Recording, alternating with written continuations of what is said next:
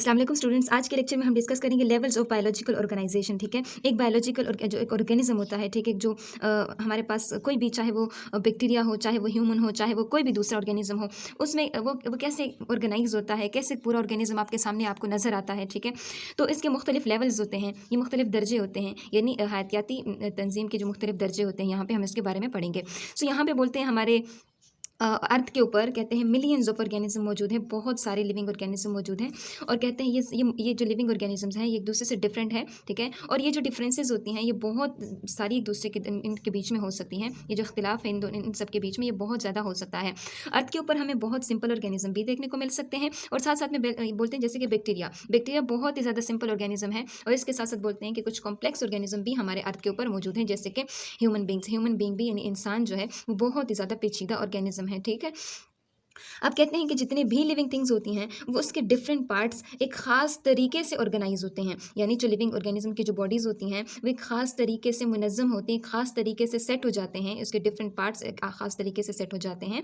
और वहाँ पे जब ये सेट होते हैं तो ये डिफरेंट पार्ट्स एक ख़ास जो फंक्शन होता है वो परफॉर्म करते हैं। तो यहाँ पे बोलते हैं कि जो ऑर्गेनाइजेशन है, ठीक है, जो बायोलॉजिकल ऑर्गेनाइजेशन है, इसमें बोलते हैं कि एटम्स, हमारा जितने भी लिविंग ऑर्गेनिज्म होते हैं छोटे छोटे एटम से बने होते हैं। फिर ये एटम आपस में मिलते हैं और मॉलिक्यूल बनाते हैं, और ये फिर ये बहुत सारे मॉलिक्यूल्स मिलते हैं और ऑर्गेनेली बनाते हैं। फिर बहुत सारी ऑर्गेनेलीज मिलती हैं, सेल्स बनते हैं, सेल्स मिलते हैं तो टिश्यूज़ बनाते हैं, टिश्यूज़ आपस में मिलती हैं तो ऑर्गन्स बनती हैं, ऑर्गन्स आपस में मिलते हैं तो ऑर्गन सिस्टम बनते हैं, और ऑर्गन सिस्टम मिलते हैं तो एक पूरा होल ऑर्गेनिज्म हमारे पास आ जाता है। तो सबसे पहले लेवल आता है सब एटॉमिक पार्टिकल्स इन एटम, यानी जो हमारे पास एटम होता है ये पहला लेवल होता है।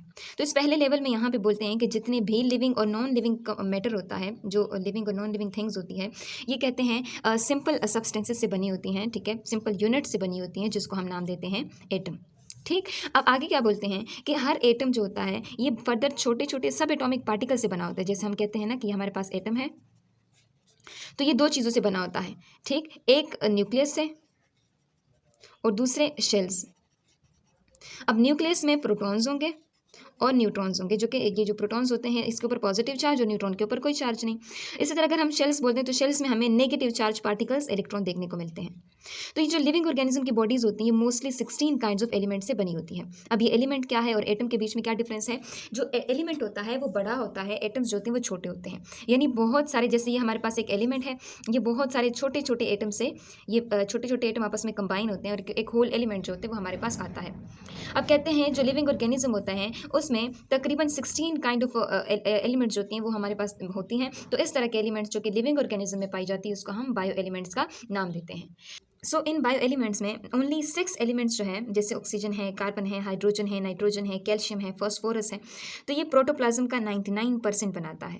जो हमारा सेल साइटोप्लाज्म होता है ना, ये उसका क्या 99% बनाता है। 99% हिस्सा जो होता है ये oxygen, carbon, hydrogen, nitrogen, calcium और फॉस्फोरस से बना होता है। और बाकी जो 10 होते हैं ना, जैसे पोटाशियम है, सल्फर है, क्लोरीन है, सोडियम है, मैग्नीशियम है, आयरन है, कॉपर है, मैंगनीज है, जिंक है, आयोडीन है, तो ये सारे मिलके जो बाकी टोटल 1% प्रोटोप्लाज्म का होता है वो कौन बनाते हैं? ये बाकी सारे एलिमेंट्स बनाते हैं।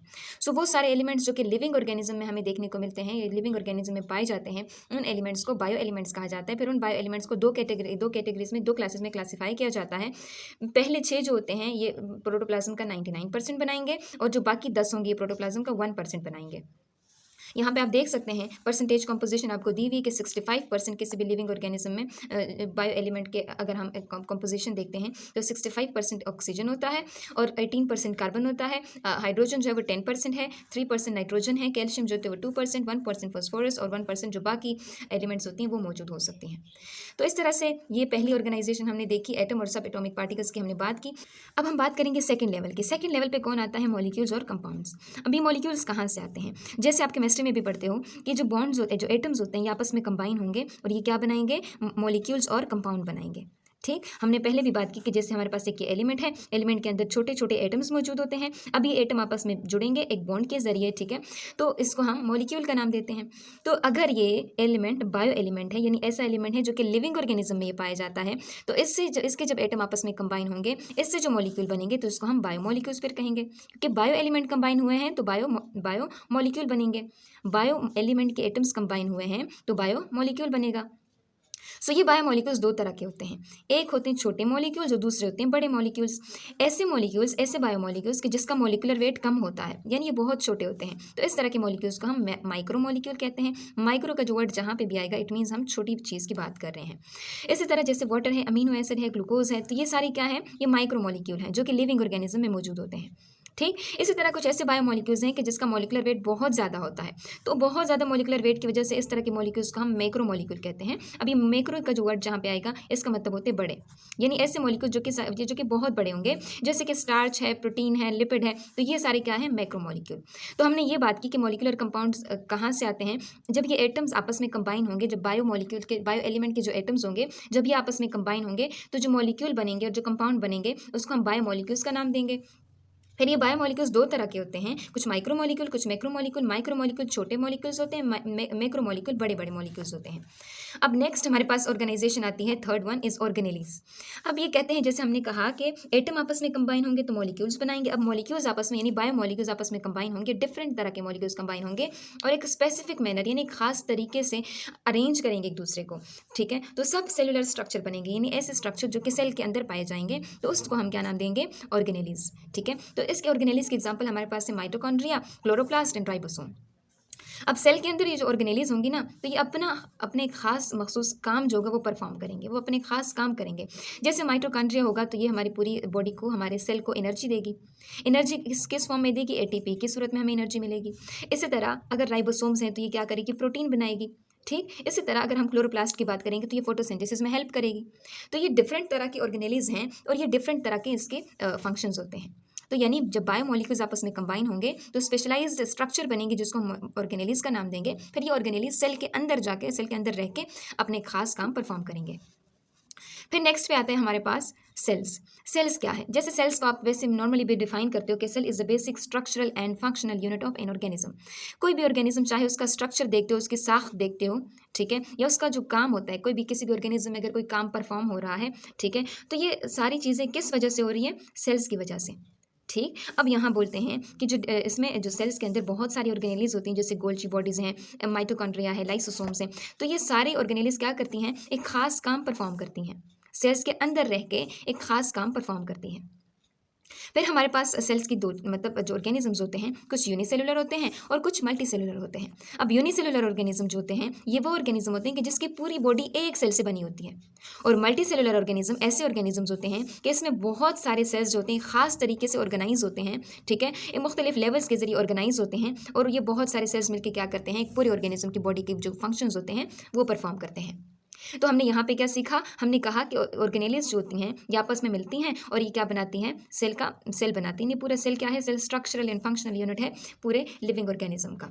अब यहाँ बोलते हैं कि जो सेल होते हैं सिंगल यूनिसेलुलर ऑर्गेनिज्म भी हमें देखने को मिलती है, मल्टी सेलुलर भी। यूनिसेलुलर का मतलब होता है कि जो कि एक सेल से बने होते हैं, और मल्टी सेलुलर का मतलब होता है जो कि बहुत सारे सेल से बने होते हैं। अब फिफ्थ वन लेवल आता है, यानी पांचवा लेवल आता है टिश्यू। जैसे हमने पहले भी बात की कि ऑर्गेनेलिज मिलकर सेल्स बनाते हैं, तो इसी तरह ही जो बहुत सारे सेल्स होते हैं, चाहे वो एक जैसे हों चाहे वो डिफरेंट हो, ठीक है, यानी मोस्टली इसका काम क्या होता है, सिमिलर स्ट्रक्चर तकरीबन सबका सिमिलर होगा। ठीक है, जो जनरल स्ट्रक्चर होगा सबका सिमिलर होगा, तो एक सिमिलर फंक्शन जो होगी वो परफॉर्म करेंगे और एक ग्रुप्स की सूरत में अपने आप को अरेंज करेंगे। तो इस तरह के सेल्स जब एक ग्रुप बनाते हैं तो ग्रुप ऑफ सेल्स को हम क्या नाम देते हैं, टिश्यूज़। यानी ऐसे सेल्स का ग्रुप जिसका स्ट्रक्चर एक जैसा है, ठीक है, और वो क्या कर रहे हैं, एक खास एक जैसा काम जो है वो परफॉर्म कर रहे हैं, तो इस तरह के जो स्ट्रक्चर्स होती है उसको हम टिश्यूज़ का नाम देते हैं। हमने पहले भी बात की थी कि टिश्यू की स्टडी को हम क्या नाम देते हैं, कि जो सेल की स्टडी होती है उसको साइटोलॉजी कहते हैं और जो टिश्यूज़ की स्टडी होती है उसको हम हिस्टोलॉजी का नाम देते हैं। उसके बाद आता है कि जो टिश्यूज़ होती हैं हमें ये एनिमल्स में भी देखने को मिलती हैं और प्लांट्स में भी देखने को मिलती हैं। तो सबसे पहले आता है प्लांट्स टिश्यू। तो प्लांट टिश्यू में इन्होंने मेसोफिल टिश्यू की एग्जांपल दी है, और ये मेसोफिल टिश्यूज़ जो लीव्स होती है ना, ये जो ग्रीन पार्ट्स ऑफ प्लांट्स होते हैं, तो उसमें हमें ये जो मेसोफिल टिश्यूज़ होती हैं ये देखने को मिलती हैं। तो इसका मेन काम क्या है, फोटोसिंथेसिस। फोटो मीन्स लाइट और सिंथेसिस मतलब तैयारी। ऐसे ऑर्गेनिज्म जो कि लाइट की मौजूदगी में अपनी खुराक की तैयारी खुद कर सकते हैं, तो इस तरह के ऑर्गेनिजम्स में ये मेसोफिल टिश्यूज़ देखने को मिलती हैं हमें। फिर अगर हम एनिमल्स की बात करें तो एनिमल्स में क्या होता है, एनिमल्स में ग्लैंडुलर टिश्यूज़ होती हैं जो कि क्या करती हैं, स्पेशलाइज्ड केमिकल सिक्रीट करती हैं, केमिकल्स प्रोड्यूस करती हैं, और फिर उसके ज़रिए सेल अपना काम जो होता है वो परफॉर्म करता है। जैसे ग्रोथ होती है, हमारी पूरी बॉडी की जो ग्रोथ होती है, तो ग्रोथ के लिए स्पेशलाइज्ड केमिकल रिलीज होता है, ठीक है, इन ग्लैंडुलर टिश्यूज से, और फिर आगे जाके हमारी बॉडी की ग्रोथ करता है। ठीक। उसके बाद आता है ऑर्गन्स। अब ये ऑर्गन्स क्या होते हैं, ये लेवल 6 आता है और ये ऑर्गन्स क्या करते हैं, मुख्तलिफ टिश्यूज़ जो होती हैं ये आपस में मिलती हैं और एक ख़ास काम जो होती है परफॉर्म करती हैं। अब ये जो ये जो ग्रुप है, जो एक जैसे टिश्यूज़ का ये जो ग्रुप बना हुआ है, इसको हम क्या नाम देते हैं, ऑर्गन। अब कहते हैं ये जो ऑर्गन है, ऑर्गन हमारे पास जैसे एक स्टमक हुआ, तो स्टमक में हमारे पास 2 मेजर टिश्यूज़ होती हैं, एक एपिथेलियल टिश्यू और दूसरी जो होती है मस्कुलर टिश्यू। एपिथेलियल टिश्यू को हम ग्लैंडुलर टिश्यूज़ भी कहते हैं। इसका काम क्या है, सिक्रीशन यानी केमिकल्स प्रोड्यूस करना, जैसे कि गैस्ट्रिक जूस, जो हमारे मैदे में ना एक केमिकल जो होते हैं वो रिलीज़ होता है, वो हमारे खाने पीने की प्रोटीन की तोड़-फोड़ करते हैं ना, उसकी डाइजेशन करता है। तो ये क्या करते हैं, जो एपिथेलियल टिश्यू होती है ये डाइजेशन करेगा प्रोटीन्स की, और जो मस्कुलर टिश्यू है ये ग्राइंडिंग में हेल्प करेगा, कॉन्ट्रैक्ट होगा। जैसे ये स्टमक होता है ना, ऐसे-ऐसे कॉन्ट्रैक्ट होता है, ऐसे कॉन्ट्रैक्ट होता है, कॉन्ट्रैक्ट होने के बाद ये क्या करता है, फूड की ग्राइंडिंग में हेल्प करता है। यानी उसमें मैकेनिकल जो वर्क होता है ना, जो स्टमक होता है उसकी ऐसे मिक्सिंग होती है, ऐसे हिलता रहता है, तो आगे जाके फूड की जो जूस है उसको मिक्स करने में उसकी हेल्प करता है और उस आगे जाके उसको ग्राइंड करने में उनकी मदद करता है। नेक्स्ट हमारे पास आता है लेवल 7। लेवल 7 जो होता है ये ऑर्गन सिस्टम आता है। ये ऑर्गन सिस्टम जो होता है इसमें बहुत सारे ऑर्गन आपस में कोऑर्डिनेट करते हैं, एक दूसरे की हेल्प करते हैं और फिर क्या करते हैं, पूरा ऑर्गन सिस्टम बनाते हैं। और ये जो ऑर्गन सिस्टम होते हैं खास फंक्शन जो होती है परफॉर्म करते हैं। जैसे for example blood circulatory system. अब ये एक सिस्टम है एनिमल्स में जिसका काम क्या है, पूरे जिस्म में ब्लड को डिस्ट्रीब्यूट करना, पूरे जिस्म में मुख्तलिफ केमिकल्स को, मुख्तलिफ चीज़ें जो कि हमारे सेल की ज़रूरियात होंगी उसको पूरा करना। तो ये किस तरह के ऑर्गन से मिलकर बना है, जैसे हार्ट है, आर्टरीज हैं, वेन्स हैं, कैपिलरीज हैं, तो ये बहुत सारी छोटी छोटी वेसल्स से, हार्ट से जो दिल है, मुख्तलिफ चीज़ों से ये मिलकर बना हुआ है। ठीक। अब आगे बोलते हैं कि जो ऑर्गेनिज्म है, अब ये ऑर्गेनिज्म कैसे, जब ये बहुत सारे सिस्टम, ये तो हमने एक ब्लड सर्कुलेटरी सिस्टम की एग्जांपल ली, जब ये बहुत सारे सिस्टम आपस में मिलते हैं और इन कोऑर्डिनेशन कलेक्टिवली क्या करते हैं, काम करते हैं, तो ये पूरा होल ऑर्गेनिज्म बनाते हैं। अगर हम एक इंसान की बात करते हैं, एक आदमी की बात करते हैं, एक लिविंग ऑर्गेनिज्म में अगर हम ह्यूमन की बात करते हैं, तो ये क्या करता है, इसमें बहुत सारे सिस्टम काम करते हैं, जैसे ब्लड सर्कुलेटरी सिस्टम है, रिस्पायरेटरी सिस्टम है। ये रिस्पायरेटरी सिस्टम हमारे जो सांस लेने का अमल होता है ना, इसको हम रिस्पायरेटरी सिस्टम बोलते हैं। डाइजेस्टिव सिस्टम जो खुराक की तोड़ फोड़ करने वाला अमल होता है। ठीक। इसके अलावा और भी बहुत सारे हमारे सिस्टम्स हैं, एक्सक्रीटरी सिस्टम हो गया और हमारा जो इम्यून सिस्टम हो गया, और भी बहुत सारे सिस्टम, ये इन कोऑर्डिनेशन यानी एक साथ मिलकर काम करते हैं और फिर ये क्या करते हैं, एक पूरा ऑर्गेनिज्म बनाते हैं। सिमिलरली अगर हम प्लांट में बात करें तो प्लांट में बहुत सारे ऑर्गन्स हैं, सिस्टम्स हैं, जैसे ऑर्गन्स जैसे रूट्स हैं, शूट्स हैं, ये इनके सिस्टम्स आपस में मिलते हैं और एक पूरे प्लांट बॉडी के जो काम होते हैं ये परफॉर्म करते हैं। तो जैसे कि हमने बात की कि एटम जो होते हैं, एटम आपस में मिलते हैं तो मॉलिक्यूल बनाते हैं, फिर मॉलिक्यूल आपस में मिलते हैं तो ये ऑर्गेनेली बनाते हैं, ऑर्गेनेली आपस में मिलते हैं तो ये क्या बनता है, सेल, सेल्स आपस में मिलते हैं तो टिश्यू बनता है, टिश्यूज आपस में मिलते हैं तो ऑर्गन बनते हैं, बहुत सारे ऑर्गन्स जो होते हैं ये मिल जाते हैं तो ऑर्गन सिस्टम बन जाते हैं। फिर ये बहुत सारे ऑर्गन सिस्टम जो होते हैं ये मिलके क्या बना देते हैं, एक होल ऑर्गेनिज्म जो होता है ये बना लेते हैं। अब कहते हैं कि अगर सिमिलर इंडिविजुअल यानी सिमिलर ऑर्गेनिज्म एक खास एरिया में रहते हैं तो उसको हम क्या नाम देते हैं, पॉपुलेशन। जैसे ह्यूमन पॉपुलेशन है, ठीक है, यानी बहुत सारे ह्यूमन जब एक जगह के ऊपर रहते हैं तो वो उसकी पॉपुलेशन कहलाते हैं, यानी उसकी आबादी। ठीक। और ये जैसे हमारे पास बी हैं, मक्खियाँ हैं, ठीक है, उनकी पॉपुलेशन। ठीक। इसी तरह और भी बहुत सारे ऑर्गेनिज्म जैसे एंट यानी चुंटियाँ हैं, उनकी पॉपुलेशन, यानी वो सारे एक जैसे ऑर्गेनिज्म हैं, वो एक जगह के ऊपर रहते हैं। अब यहाँ पे बात करते हैं कि जब बहुत सारे ऑर्गेनिज्म एक जगह के ऊपर रहते हैं तो उसको हम क्या नाम देते हैं, पॉपुलेशन। अब जो बहुत सारे डिफरेंट ऑर्गेनिज्म एक जगह के ऊपर रहती हैं, ठीक है, जब ये बहुत सारी डिफरेंट ऑर्गेनिज्म जैसे ह्यूमन है, बीज हैं और भी एंड्स है, और भी बहुत सारे ऑर्गेनिज्म जब ये आपस में एक जगह के ऊपर रहते हैं तो ये क्या बनाते हैं, कम्युनिटी। अब फिर जब ये कम्युनिटी जो लिविंग ऑर्गेनिजम्स हैं, जब ये नॉन लिविंग और कंपोनेंट के साथ जब ये रहते हैं किसी भी एरिया में, तो ये क्या बनाते हैं, इकोसिस्टम। नॉन लिविंग कंपोनेंट किसी भी सिस्टम के ऑक्सीजन यानी कोई भी एयर हो सकता है, ठीक है, वाटर हो सकता है, इसके साथ साथ सनलाइट हो सकता है, ठीक, सॉइल हो सकता है।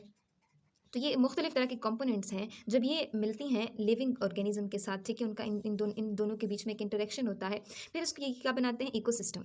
अब ये बहुत सारे इकोसिस्टम जो होती हैं मिलते हैं और ये क्या बनाते हैं, बायोस्फीयर, यानी अर्थ, अब जो प्लेनेट अर्थ है उसके ऊपर जब जितने भी प्लैनेट्स हैं, जितने भी इकोसिस्टम्स हैं, जब ये डिफरेंट इकोसिस्टम आपस में मिलते हैं तो ये क्या बना देते हैं, ये बायोस्फीयर बना देते हैं। अब आते हैं समरी की जानिब। जैसे हमने कहा एटम एटम आपस में मिलते हैं तो बायोमोलिक्यूल्स मॉलिक्यूल्स आपस में मिलेंगे तो ऑर्गेनेली ऑर्गेनेलीज आपस में मिलेंगे तो सेल सेल मिलेंगे तो टिश्यू, बहुत सारे टिश्यूज मिलती हैं तो ऑर्गन, बहुत सारे ऑर्गन्स मिलेंगे तो ऑर्गन सिस्टम, जब बहुत सारे ऑर्गन सिस्टम मिलते हैं तो एक होल ऑर्गेनिज्म। जब एक जैसे ऑर्गेनिज्म एक जगह के ऊपर रहते हैं तो उसको पॉपुलेशन बोलते हैं। जब डिफरेंट तरह के पॉपुलेशन एक जगह पे रहती है, जैसे प्लांट्स हैं, एनिमल्स हैं और भी बहुत सारे डिफरेंट तरह के कंपोनेंट्स जब एक जगह पे रहते हैं तो उसको कम्युनिटी का नाम देते हैं। जब बहुत सारी कम्युनिटीज़ यानी बहुत सारे पॉपुलेशन जो होती हैं वो उनका जब नॉन लिविंग कंपोनेंट के साथ, जैसे एयर है, वाटर है, सॉइल है, ठीक है, सनलाइट है, इनके साथ जब उसका इंटरेक्शन होता है तो इसको, इस इंटरेक्शन को, इस रिलेशनशिप को हम यहाँ पे एक दूसरा नाम देते हैं इकोसिस्टम। ये पूरा सिस्टम बनाते हैं जिसको हम इकोसिस्टम कहते हैं। जब बहुत सारे सिस्टम इकोसिस्टम अर्थ सरफेस के ऊपर जब मिलते हैं तो ये क्या बन जाता है, बायोस्फीयर। ठीक है, उसके बाद यहाँ पे एक एक्सरसाइज आता है। एक्सरसाइज में जैसे हार्ट है, ठीक है, तो ये क्या है, बहुत सारे टिश्यूज से मिलकर बने तो ये एक ऑर्गन है। ये क्या है, ये इसको हम मॉलिक्यूल कहते हैं, ग्लूकोज मॉलिक्यूल। ठीक है, इसके साथ पेरेन्काइमा, तो ये क्या है, टिश्यू। उसके बाद यहाँ पे आते हैं ब्लड। ब्लड भी एक काइंड ऑफ टिश्यू है क्योंकि उसमें बहुत सारे जो सेल्स होते हैं वो मौजूद हैं। माइटोकॉन्ड्रिया जो ये एक ऑर्गेनेली है यानी सेल के अंदर मौजूद होती है। न्यूरॉन क्या है, ये एक सेल है नर्वस सिस्टम का, यानी एक सिस्टम का एक सेल है। ठीक, तो ये हमने बात की लेवल्स ऑफ बायोलॉजिकल ऑर्गेनाइजेशन, यानी कोई भी लिविंग ऑर्गेनिज्म कैसे ऑर्गेनाइज होता है। ठीक है, तो उसके मुख्तलिफ लेवल्स होते हैं, तो ये सारी लेवल्स हमने यहाँ पे डिस्कस कर ली।